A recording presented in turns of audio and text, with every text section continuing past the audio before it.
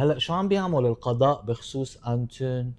عنده صفة رسمية أنتون ولا هيدا كله عم بيعمله بصفته صهيوني؟ شفتوا مثلا بهيك وقت نحن بأمس الحاجة لقانون، لقضاء. هلا as we speak في حدا عم بيقول له للقضاء شو يعمل او شو ما يعمل. هلا عم بيصير في كروسنج اوفر بين السلطات، السلطة التنفيذية والتشريعية والقضائية مخلوطة صاروا، ما عادش في فصل. هيدا بحد ذاته فصل، ونحن حاطين ايدينا بمي باردة كنا على اساس انه عنا قاضي بالحكومة، على اساس انه بيحكم بعدل. طلع بعدل بالحكم، هو حكم قبل ما يستلم، مشان هيك استلم، سلموه سلمون.